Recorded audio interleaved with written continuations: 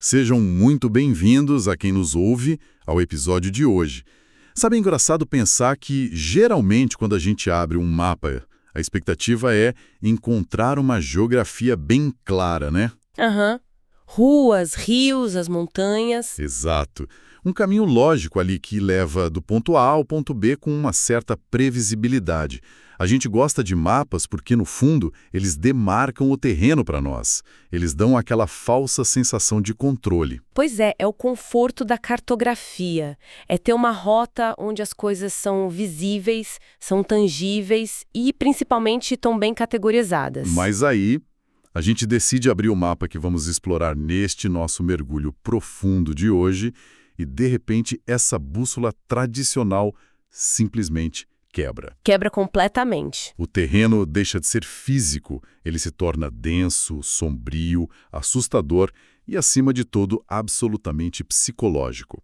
Estamos falando, claro, da obra monumental de Dante Alighieri, A Divina Comédia. Nossa, um verdadeiro colosso da literatura. É um colosso mesmo. E para guiar essa nossa expedição, nós estamos nos baseando nas notas riquíssimas e na tradução clássica em versos que foi feita aqui no Brasil por José Pedro Xavier Pinheiro. Olha, é uma daquelas edições que só de segurar a gente já sente o peso físico da coisa. Com certeza. Ainda mais porque ela traz aquelas famosas e impressionantes gravuras do Gustavo Doré. Ah, o Doré. E o que é fascinante nessa edição específica é justamente como o texto e a imagem dialogam, sabe? O Xavier Pinheiro dedicou anos da vida a essa tradução minuciosa. Ele fez questão de preservar a métrica, o ritmo, aquela musicalidade do poema original. O que não deve ter sido nada fácil, né? Nossa, foi um trabalho tão exaustivo que o filho dele precisou complementar essa tradução depois. E aí, quando a gente adiciona a isso o traço do Doré, a experiência de leitura ganha uma dimensão visual que beira o sublime, mas um sublime que também é muito aterrador.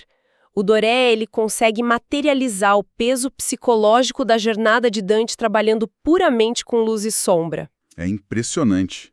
E é exatamente por isso que a nossa missão aqui precisa ficar muito bem estabelecida desde já para quem nos acompanha. É importante alinhar isso. O objetivo do nosso encontro de hoje não é, de forma alguma, apenas resumir um poema épico lá do século XIV. Isso a gente encontra rapidinho em qualquer enciclopédia. Nós vamos decodificar a jornada de Dante como um verdadeiro mapa psicológico da alma humana. Um mapa das nossas próprias sombras, eu diria. Exato. A gente quer entender como é que essa obra funciona como uma crítica geopolítica feroz à Florença daquela época e, ao mesmo tempo, como ela serve de manual universal para a redenção. É um olhar para o abismo, para o espelho e para o céu. Olha, é um projeto incrivelmente ambicioso da parte dele. Porque, no fundo, é a tentativa de um homem de ordenar o caos absoluto da própria existência. E como ele tenta, viu? A história começa com Dante, o próprio autor ali como personagem, aos 35 anos de idade. Ele chama isso de o meio do caminho da vida e, de repente, ele acorda, sem saber muito bem como, perdido numa selva selvagem, intrincada e áspera. Uma selva escura? Isso. Ele diz com todas as letras que perdeu a verdadeira estrada. O nível de pavor que ele descreve nesse trecho inicial é algo palpável. Ele está de frente para 3 feras que bloqueiam o caminho dele para a luz do sol. Um leopardo, um leão e uma loba. O que exatamente estava acontecendo na mente dele nesse momento para criar uma imagem de tanta estagnação e pavor? Então, se a gente observar isso com uma lente mais focada na psicologia humana, o que Dante descreve não é apenas a situação de se perder num bosque à noite. É a desintegração total do sentido da própria vida. Uma crise existencial severa. Exatamente. A selva escura é aquele estado de confusão moral profunda, de paralisia. Ele chega a dizer que o pavor era tanto que o suor frio que ele sentia era quase tão amargo quanto o da própria morte. E as feras são fundamentais para a gente entender a mecânica desse bloqueio. Elas não são monstros aleatórios que apareceram ali. Cada uma tem um propósito, né? Tem, sim. O leopardo simboliza a luxúria e a fraude. É aquela tentação sedutora, rápida, que nos desvia do caminho sem a gente perceber. O leão já é a soberba, a violência, aquele orgulho cego que atropela os outros. E a loba? A loba é a mais assustadora de todas para ele. Ela representa a avareza e a ganância incontrolável, uma fome que nunca se sacia, não importa o quanto ela coma. Ou seja, são os apetites desordenados do próprio ser humano. Exato. São as nossas próprias tendências que nos impedem de sair da escuridão. O texto mostra o Dante tentando subir uma colina em direção à luz. Ele está ali tentando sair do buraco por conta própria, mas a loba, especialmente rosnando e faminta, empurra ele de volta para baixo, de volta para o abismo. É a sensação de fracasso contínuo. Sabe, conectando isso com a nossa realidade hoje, para a nossa audiência, me parece uma metáfora perfeita para um burnout existencial completo. Nossa, total. Aquele momento absoluto de estafa, não só física, mas moral. Sabe, em que a vida simplesmente perde o sentido. As crises se acumulam e não há para onde correr. É o fundo do poço emocional. E é justamente nesse momento de paralisia completa que entram os guias dele. Os guias que vão ser a salvação dele. Primeiro surge a figura de Virgílio, o grande poeta romano da antiguidade clássica. E muito mais tarde vai aparecer a Beatriz, que foi baseada na Beatriz Portinari, o grande amor da vida de Dante, que morreu muito jovem. Mas me explica uma coisa. Qual é a genialidade de Dante ao materializar a razão na figura de um mentor como Virgílio para tentar tirar a gente desse burnout? É uma percepção muito fina do comportamento humano. Pensa bem, quando a gente está nesse estado de selva escura, a emoção pura, o desespero e o medo nos dominam por completo. A gente não consegue sair do buraco simplesmente puxando a nós mesmos pelos próprios cabelos, entende? A gente fica rodando em círculos. Pois é. Precisamos de uma âncora externa. Virgílio representa a razão humana, a sabedoria clássica, a capacidade de discernir as coisas com clareza e frieza. E Dante, o personagem, idolatrava Virgílio como autor na vida real. Então a razão chega para ele e diz o seguinte: olha, você não pode enfrentar a loba de frente agora. Você não tem força para isso. Nós precisamos fazer um caminho mais longo e doloroso. Aquela ideia de que para subir a gente vai ter que descer primeiro. Isso, exatamente. É o famoso, a única saída é através. Mas a razão não faz isso sozinha, certo? Porque o Virgílio deixa bem claro que ele tem um limite territorial e espiritual ali na jornada. Tem. A razão humana tem limites muito claros. Virgílio avisa desde o início que ele só pode ir até um determinado ponto. Para alcançar a verdadeira luz, que é o paraíso, será necessária a figura de Beatriz. Ela simboliza a teologia, a fé, a graça divina e, fundamentalmente, o amor puro. O amor que move as coisas. Sim. Aliás, é ela quem desce ao inferno, lá no limbo, para mandar Virgílio resgatar Dante. Ou seja, o amor é o motor inicial do resgate, a motivação primária. Mas a razão é um instrumento pragmático e necessário para nos tirar da inércia. E que caminho é esse que a razão sugere, não é mesmo? Porque a descida pelas profundezas do inferno não é um passeio no parque. Longe disso. O que chama muita atenção nas fontes que consultamos não é apenas o horror pelo horror, mas a precisão assustadora da lógica por trás das punições. O inferno de Dante não é um festival aleatório de tortura. Existe uma mecânica muito específica lá dentro. A famosa lei do contrapasso. Isso, o contrapasso, onde as punições físicas são espelhos exatos da natureza psicológica dos pecados que as pessoas cometeram lá em cima, na Terra. O contrapasso é, sem dúvida, o pilar arquitetônico e filosófico de todo o inferno de Dante. O pecado, na visão dele, não é apenas uma quebra burocrática de uma regra divina. Ele é, em si mesmo, a sua própria punição materializada. A punição que a gente vê no inferno é só a continuação literal e eterna do estado mental em que o pecador escolheu viver. Deixa eu trazer uns exemplos do texto para quem nos ouve, porque a visualidade disso é muito forte. Do canto 13, Dante e Virgílio entram numa floresta sinistra, totalmente sem folhas verdes. É o círculo dos suicidas. Uma floresta morta. Exato. E eles estão transformados em árvores nodosas, secas, cheias de espinhos. E essas árvores ficam sendo dilaceradas constantemente por criaturas mitológicas, que são as Hárpias. A lógica aí é implacável. Como em vida eles rejeitaram violentamente o próprio corpo humano, na morte eles perdem a forma humana. Ficam presos. Ficam enraizados, presos no chão, sofrendo dor a cada galho que as árpias quebram. Ou então, mais embaixo ainda, no canto 25, no fosso dos ladrões, a agonia lá é indescritível. São corpos que são picados por serpentes, viram cinzas e renascem do pó. O que já é horrível por si só. Sim. Mas tem algo ainda mais perturbador. São corpos de homens e de serpentes gigantes que se fundem uns aos outros. Eles derretem juntos como se fossem cera quente. Eles vão misturando os membros, roubando a forma um do outro pela eternidade. A lógica do contrapasso aí é que, já que em vida a essência deles foi roubar o que pertencia aos outros, no inferno, eles roubam a própria forma humana uns dos outros. Nossa, e a ilustração do Doré para esse fosso dos ladrões se fundindo com as serpentes é sufocante, justamente porque ela captura a perda total da identidade. O roubo, no limite extremo do contrapasso, é o roubo do próprio ser. Você deixa de ser você mesmo. E a gente não pode esquecer das narrativas pessoais profundas que aparecem ali. Dante encontra Ulisses, o famoso herói grego, preso dentro de uma labareda dupla de fogo. E a punição dele não é exatamente pela guerra de Troia em si, mas pelas façanhas astuciosas e destrutivas dele. Como a ideia genial e cruel do cavalo de Troia. Exato. Ulisses ali simboliza o perigo daquele desejo incontrolável por conhecimento e poder, sabe? Uma curiosidade predatória que atropela qualquer limite ético. Mas o que mais me choca, e aqui a gente precisa entrar num detalhe mais pesado, é a tragédia do Conde Ugolino, que está lá no fundo, no gelo do Lago Cosset. Aquele núcleo congelado.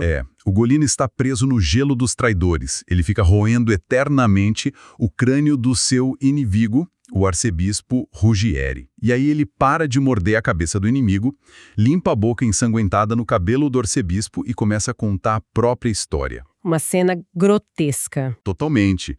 Ele conta sobre a Torre da Fome, onde ele foi trancado para morrer de inanição junto com os próprios filhos e netos como o Gadot e o Anselmo.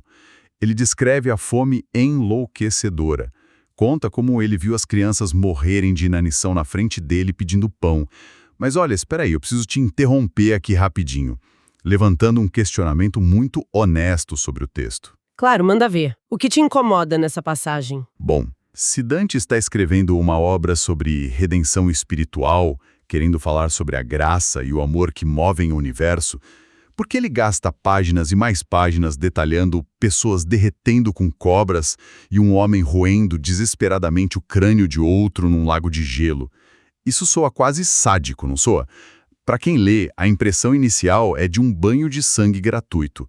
Qual é o sentido pedagógico desse nível de brutalidade? Olha, essa é uma inquietação perfeitamente válida e eu diria que é a chave para a gente conseguir ler o poema corretamente hoje em dia. Se a gente olhar bem de perto a estrutura moral que Dante monta, a brutalidade descrita não tem absolutamente nada de sadismo poético. Não é choque pelo choque. De jeito nenhum. O inferno de Dante não é um lugar onde um deus vingativo está torturando pessoas por diversão. O inferno é uma imagem nítida, nua e crua da degradação da nossa própria mente. É o que acontece quando a gente se deixa dominar pelo erro crônico e pela absoluta ausência de empatia. A punição é a consequência natural do ato. Exatamente isso. Dante precisa nos chocar violentamente com a monstruosidade física para que a gente compreenda a monstruosidade invisível, que é a monstruosidade moral do pecado. Pensa bem nessa história horrenda do Conde Ugolino roendo um crânio no gelo. O que é a traição política, afinal, se não uma friela de alma absoluta que devora o outro? O traidor usa o outro como carne mesmo. Sim, a brutalidade visual é a única linguagem dura o suficiente para acordar o ser humano da sua letargia moral. Para mostrar que o abismo é real, Dante tem que nos fazer sentir o cheiro pútrido do sangue e o frio paralisante do gelo. A dor ali não é uma punição imposta de fora, ela é o espelho exato de quem eles se tornaram por dentro. Nossa, de uma profundeza assustadora. É como se ele estivesse gritando para nós: olhem para o que nós nos transformamos quando perdemos a nossa humanidade. Um espelho implacável. E é muito interessante notar como, depois de bater nesse fundo do poço absoluto, lá no núcleo congelado da Terra, a atmosfera da obra muda completamente. Porque o desespero do inferno não cura ninguém, né? Ele só mostra o tamanho do estrago. A cura vem depois. Isso. Quando Dante e Virgílio emergem lá no canto 2 do Purgatório, eles saem para, como ele diz lindamente, rever as estrelas. Eles chegam à base da montanha do Purgatório pelo mar. O ar ali já é sereno. A transição não é só de cenário, é de propósito. Uma mudança total de paradigma. Sai aquela dor estática, inútil e eterna do inferno e entra um ambiente focado no arrependimento, focado na purificação. O Purgatório, essencialmente, é a montanha da esperança. É o reino da temporalidade, do movimento, da evolução contínua. Perceba que lá no inferno, a dor é estéril. Ninguém lá quer mudar. Eles continuam xingando os céus e culpando os outros pelos seus próprios erros pela eternidade. Mas no purgatório, a dinâmica é completamente outra. As pessoas assumem a responsabilidade. Assumem. As almas sabem que estão ali de passagem. A dor que elas sentem não é vingança divina, é um esforço purificador. É o suor contínuo da alma para se limpar daquelas tendências egoístas que a puxavam para baixo. Sabe, lendo sobre como isso funciona na prática, tem um encontro que me marcou bastante. É lá no canto 19, com o Papa Adriano V. Ele está sendo purificado do pecado da avareza. A condição dos avarentos no purgatório é muito simbólica. A punição deles é muito visual também. Sim. Eles ficam amarrados e deitados no chão com o rosto literalmente colado na poeira. Eles não podem olhar para cima. E a explicação que o texto dá é muito poética. Em vida, os olhos deles nunca se ergueram para as coisas do alto, para as questões nobres do espírito. Eles só olharam para baixo, para a terra, obcecados pelos bens materiais, pelas moedas. Ficaram presos na matéria. Então, no purgatório, eles ficam com a cara na terra até que essa obsessão material seja desfeita de dentro para fora. E ouvindo você descrever essa lógica de se limpar através do esforço contínuo, isso me parece muito com uma fisioterapia. Uma fisioterapia? Como assim? Pensa comigo. A pessoa sofreu um trauma imenso, um acidente moral grave. A cirurgia de emergência já passou, que foi encarar a verdade nua e crua lá no inferno. Mas só saber do problema não te faz andar de novo. O diagnóstico não é a cura. Exato. Agora vem a fisioterapia. O processo de alongar o músculo atrofiado, como o músculo da generosidade no caso do avarento, é muito doloroso. Ele exige um esforço contínuo, exaustivo. Às vezes faz a pessoa chorar de dor, mas a dor dessa fisioterapia da alma não é uma punição. O objetivo final dela é a cura, é recuperar a amplitude de movimento, é voltar a ser livre. Olha, que leitura precisa. A analogia da fisioterapia se encaixa perfeitamente na mecânica dantesca. E o texto sustenta isso de forma maravilhosa. A subida da montanha do purgatório é íngreme, pesada, quase insuportável no começo quando a alma ainda está cheia de velhos hábitos. Aquela resistência inicial.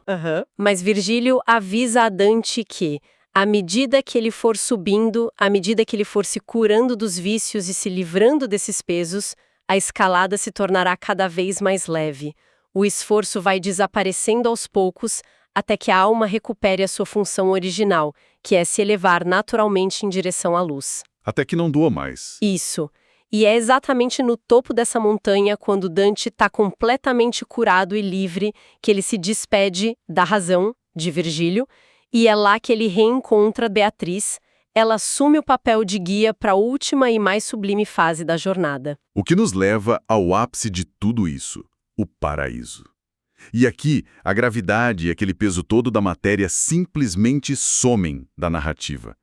A subida pelas esferas celestes não é feita de nuvens fofinhas e anjos tocando harpas. Longe dos clichês, né? Muito longe. É um mergulho em física, luz pura e geometria sagrada. Dante e Beatriz sobem através das esferas dos planetas à Lua, Mercúrio, Marte, movidos não por músculos, mas pela atração magnética do amor divino. O tom do texto fica incrivelmente reflexivo e deslumbrante. É um deslumbramento cósmico. A linguagem do próprio Dante é testada ao limite absoluto ali. Ele mesmo confessa que as palavras falham ao tentar descrever aquele brilho infinito. A visão das hierarquias angélicas girando ao redor de um ponto de luz que cega. O clímax é essa compreensão monumental de que a libertação da humanidade só ocorre através da graça e do amor incondicional. Aquele famoso amor que move o sol e as outras estrelas. O verso final que encerra a obra. Mas aí a gente se depara com um detalhe fascinante e quase contraditório sobre essa obra. Porque no meio de toda essa contemplação da luz infinita, da paz eterna e da Trindade, Dante não tira o pé da lama terrena. É impressionante. Sem dúvida nenhuma. Isso é vital para entender a comédia. O paraíso não é um lugar de alienação para Dante. Pelo contrário, é lá do alto dessa perspectiva divina e limpa que ele consegue enxergar com muito mais clareza a sujeira e a desordem do mundo que ele deixou para trás. E para a gente entender isso a fundo, precisamos desenhar o tabuleiro de xadrez da época para nossa audiência, porque isso transforma essa obra poética num verdadeiro thriller político de dar inveja a muitas séries modernas. Com intrigas, traições, tudo que tem direito. Sim, nós não estamos falando de um monge escrevendo no silêncio de um mosteiro isolado. Dante Alighieri era um político muito ativo. Ele foi um magistrado na cidade de Florença, ali na virada do século XIII para o XIV. Florença era uma potência rica, mas estava rachada ao meio por uma guerra civil brutal entre facções rivais. Os famosos guelfos brancos e os guelfos pretos. Exatamente. Dante era do partido dos brancos. Eles defendiam mais autonomia para Florença, tentando limitar a influência política pesada do papado sobre a cidade. Mas como a gente sabe que na política não existe vácuo de poder... O papa da época, o Bonifácio VIII, intervém de forma implacável na história. Ele faz um jogo duplo digno de Maquiavel. Enquanto Dante viajava a Roma como embaixador para tentar apaziguar as coisas com o próprio Papa, o Bonifácio articulou com tropas francesas e com os guelfos pretos para dar um golpe de Estado em Florença. Pelas costas do Dante. Foi uma traição absoluta, o partido de Dante foi esmagado e os brancos foram expulsos. E Dante foi julgado à revelia. Ele foi exilado sob a pena terrível de ser queimado vivo em praça pública, caso ele voltasse a colocar os pés na própria casa. Meu Deus! Ele perdeu suas propriedades, a sua família, a cidade que ele respirava. O exílio cortou a vida dele ao meio. É um trama indescritível, sabe? Uma ruptura total. E é por isso que a gente lê a comédia e percebe claramente que ela funciona também como um tribunal literário implacável. Um ajuste de contas. É. Como Dante perdeu a voz nas cortes da terra, ele cria o universo inteiro na poesia para poder julgar a corrupção da sua pátria. Ele coloca lá no inferno os papas corruptos, os políticos traidores, todos aqueles que lucravam com o caos. Mas sabe, conectando todos esses pontos agora, me surge um questionamento profundo.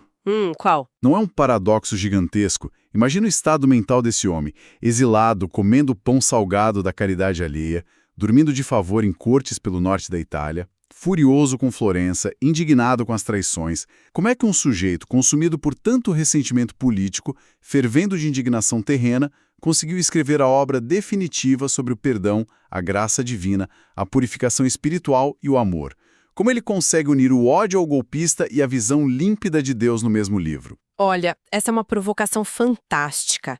E, à primeira vista, realmente parece um paradoxo insolúvel. Como conciliar a ira com a contemplação celeste, né?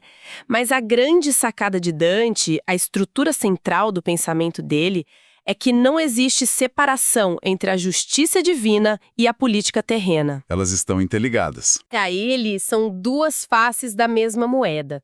Quando um político é corrupto em Florença, ou quando um líder religioso cede à ganância, eles não estão apenas cometendo um crime administrativo lá no papel. Eles estão ferindo a ordem cósmica do universo inteiro. O caos nas ruas da Itália é reflexo direto da desconexão humana com o amor divino. É o microcosmos refletindo o macrocosmos. Exato. Então, escrever a comédia foi a maneira revolucionária que Dante encontrou de restaurar o equilíbrio do universo na própria mente. Se no mundo real os tiranos e os corruptos estavam triunfando nos palácios de Florença e os justos estavam mendigando no exílio, no mundo poético ele poderia colocar o universo de volta nos eixos. A obra é simultaneamente, o ato de vingança literária mais rigoroso de todos os tempos e um ato de pura devoção à justiça e à razão que deveriam governar a humanidade. Ele encontra ordem na poesia porque o mundo dele perdeu completamente a ordem. Nossa, é muito poderoso pensar nisso. A poesia atuando como o último reduto da justiça. A gente atravessou hoje o desespero visceral do inferno, onde a punição é o próprio espelho da nossa maldade interna. Nós suamos ao lado dos arrependidos na fisioterapia implacável daquela montanha do purgatório. E fomos arrebatados pela geometria luminosa do paraíso, entendendo como o divino julga a corrupção humana. É uma jornada e tanto. É uma odisseia completa da alma. Para a gente fechar e amarrar toda essa vastidão de ideias, qual é a reflexão principal que a gente tira desse mapa e leva para a vida cotidiana hoje? Se me permite, a reflexão mais urgente vai muito além das discussões históricas sobre a Florença do século XIII. A gente olha para essa arquitetura genial toda e se pergunta, e se a verdadeira comédia não for apenas um relato teológico ou o lamento de um homem exilado? E se ela for, na verdade, o espelho permanente do ciclo da nossa própria humanidade? Como assim? Porque, vamos ser honestos, nós continuamos coletiva e individualmente construindo os nossos próprios infernos todos os dias. Infernos de corrupção, de ignorância egoísta, de polarização destrutiva e de crueldade silenciosa. Tanto nas nossas estruturas sociais, quanto lá no fundo das nossas próprias mentes. É uma verdade difícil de engolir, mas é real. Mas a mensagem persistente e teimosa da obra é que mesmo no fundo do lago de gelo mais escuro do nosso próprio vazio, a gente mantém a capacidade contínua de buscar a razão. Nós ainda podemos sempre procurar os nossos próprios Virgílios. Seja um mentor, seja um grande livro, uma nova ideia ou a própria arte. Algo ou alguém para nos dar a mão e nos guiar de volta em direção à luz. Para recuperar a nossa humanidade que tantas vezes fica perdida naquela selva escura. Obra de dúvida é uma obra que não se esgota nunca, não importa quantas vezes a gente leia. Cada leitura revela um novo abismo e um novo céu. Para nossa audiência que topou fazer essa travessia fascinante hoje, a recomendação é mais do que enfática: busquem o texto original, peguem a tradução de Xavier Pinheiro, deixem-se impressionar pela métrica cuidadosa, parem um momento para observar, lá no detalhe, o terror e a beleza nas ilustrações do Gustave Doré que a gente mencionou aqui. Vale muito a pena. É uma daquelas leituras que, quando a gente vira a última página, a gente tem a certeza de que algo dentro da nossa cabeça mudou definitivamente de lugar. Foi um privilégio imenso fazer essa exploração e repensar as nossas próprias selvas escuras na companhia de quem nos acompanhou até aqui. Cuidem-se muito, continuem lendo e que a gente continue desbravando novos mapas juntos. Encontramos todo mundo com certeza no nosso próximo episódio. Até lá!